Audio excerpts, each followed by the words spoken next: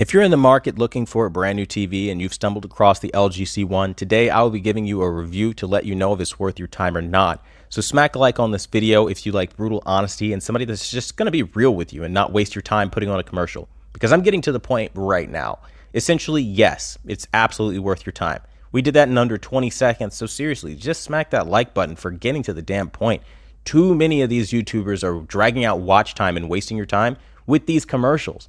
Now, there are some things you need to know, so we're going to get the deal breakers out of the way right now. Okay, so this TV is going to be a problem for gamers. I know it's advertised as a gaming TV. Don't fall for that. If you're a PlayStation gamer especially, or a PC gamer, there's a couple things you need to know. So for PlayStation, you need to know that you're not going to have access to your picture settings, at least some of them. Your processing settings, I should say. You will lose AI Picture Pro, you will lose noise reduction, you will lose motion processing. Now, if you live in game mode all the time, this might not be a problem for you and you might not care anyway. Great, wonderful. Disregard everything I've ever said.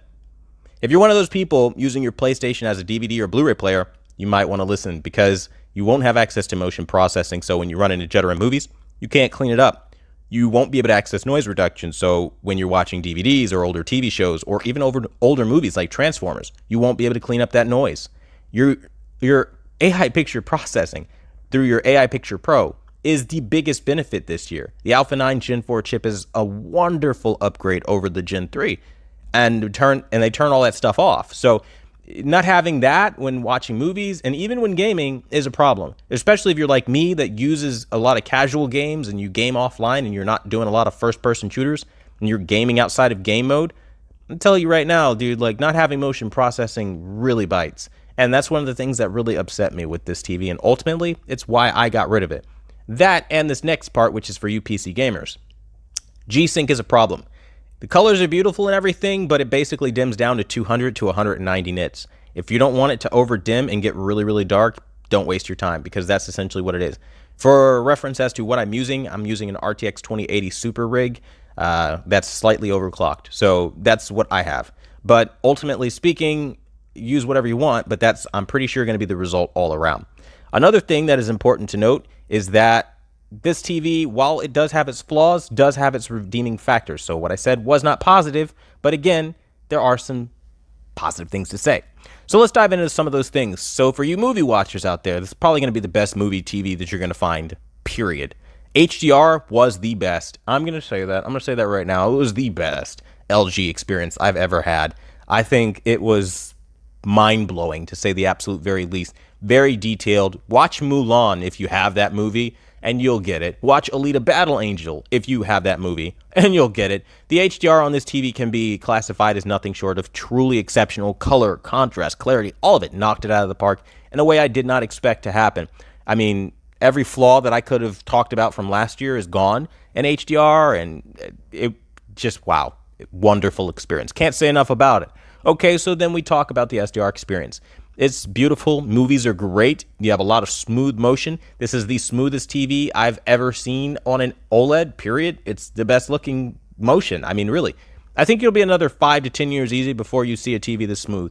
And that's just as real as it gets. Now, again, if you're looking at your competitor, which is Sony, looking at the A80J or A90J, the A90J and A80J will kind of do something dirty to you. They'll give you one of the best pictures you've ever seen, but they'll wrap it in some of the crappiest, most jittery motion you've ever seen with motion processing off. So if you want to turn on motion processing, it's still pretty damn bad because now you have artifacting that anytime a building passes through panning shots or a bird flies by or somebody's running through a forest, all that artifacting is going to break apart and your image is going to be very broken. Essentially, in a nutshell, Sony has beautiful image quality, but that's basically where it stops because the motion is so bad. It's just, don't waste your money. You're paying thousands of dollars for literally budget buyer motion. Like, I've seen Vizio with similar motion. That's how bad Sony is this year. But again, if you want to learn the hard way or you just don't care because you want the picture quality advantage, do your thing. I'm going to say right now though, pound for pound, dollar for dollar, the C1 offers more than those competitors. And no, LG did not put me up to say this. I really do care and kind of give a shit, right? Like, I really want you to walk away with what you're looking for. And I think you deserve to know that you will have 4 HDMI 2.1 ports like you're supposed to have versus what Sony is offering. You will have better input lag. You will have better quality. It's just the reality is, when I say quality, I mean the way you're treated is just so much better on LG. It's literally a plug and play. You plug it in, you can use your product. You don't there's nothing else to do, right? So you hear me say that, but you think it would be so basic, but it's not. Sony makes you agree to all this like terms of service, legal addendum crap before you can even use your $3,000 A90J or over $2,000 A80J. It's disgusting, man. They're literally strong arming you into agreeing to their legal terms where they can do whatever they want. And I don't agree with being big armed or strong armed by Big Brother. Like I really don't like that shit. Like I really don't. And it's ultimately what pissed me off the most. And then they had the audacity to have the worst motion I've ever seen on a premium set. That was like, wow, the moxie on that, right? So, I mean, again, you're going to hear Sony fanatics defend it left and right. Well, the Sony is the best picture ever. Sony's king of OLED. We see these overly emotionally charged opinions. Let me tell you, I'm not like a Joe the plumber guy, okay? I am an actual expert of imagery.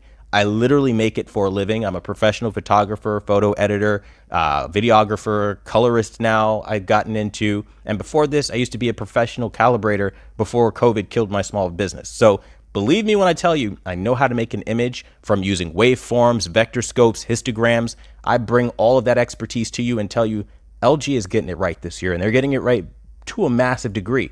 Now, here comes the part that a lot of people are going to find contradicting. While I love the picture and I think it's awesome, and ultimately I did ditch it because of its issues for gamers, it still does have another problem. Last year, the C10 was brighter. There's no way around that. It was brighter, and this year they've made it less bright so that they can promote the G1 being the brighter display. It's a dirty business move to try to make you think the newer TV and the more expensive TV they have is better. The LG C8 back in 2018, it was about as bright as this new Evo. So Evo is some old bullshit because they're trying to claim that it's something that's game-changing and revolutionary. It's really not, though. They've been at those numbers before, so why are they acting like they're doing something brand new? That I don't know, but I can safely say that people have kind of already caught on to the fact that Evo's not as bright as they're claiming and as game-changing as they're claiming. I think the only thing truly Evo are the colors and the clarity. I think they need to stick with that and stop talking about brightness because they're only embarrassing themselves. That's what I'll say there. But honestly speaking, it's an OLED and I don't really expect too much brightness anyway, so I don't know. What I will say, though, is that I don't like shady business moves, and that's one of them. So that's something you do need to weigh up in your buying decision if you choose to.